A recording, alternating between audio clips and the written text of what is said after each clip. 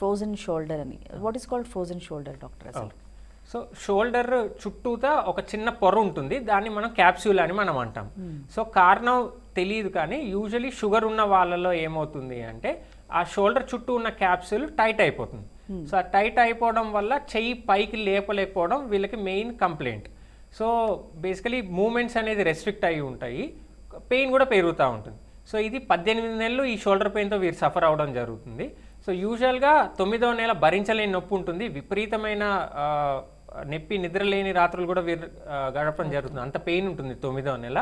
So pain మాత్రం 18వ నెలకి మొత్తం తగ్గిపోతుంది, కానీ మూమెంట్ మాత్రం తగ్గుతూ వస్తుంది. సో 18వ నెలకి మనం చూసుకుంటే పెయిన్ తగ్గిపోయినా మూమెంట్ మాత్రం కంప్లీట్గా స్టిఫ్ అయిపోతుంది. సో వీళ్ళకి వాళ్ళ సొంత పనులు చేసుకోవడం, జుట్టు దూకోవడం కానివ్వండి, బటన్లు పెట్టుకోవడము, చొక్కా వేసుకోవడము, వీపు తోముకోవడము, ఇవన్నీ కూడా వారికి చాలా కష్టతరం అవుతుంది. సో మనకి యూజువల్గా స్టేజ్ 1లో వస్తే కనుక మాత్రం మనం ట్రీట్మెంట్ ఇస్తే స్టేజ్ 2, స్టేజ్ 3 అంటే 18వ నెల వరకు వెళ్ళాల్సిన పని లేదు వీళ్ళు. స్టేజ్ 1లోనే ట్రీట్మెంట్ ఇస్తే పెయిన్ తగ్గిపోతుంది. అలా కాకుండా స్టేజ్ 3, స్టేజ్ 2లో మనకు వస్తే కనుక మాత్రం కొద్దిగా మనం ట్రీట్మెంట్ మెడికేషన్తో పాటు ఇంజెక్షన్స్, చిన్న సర్జరీస్ కూడా అవసరం పడతాయి. ఓ ఓకే.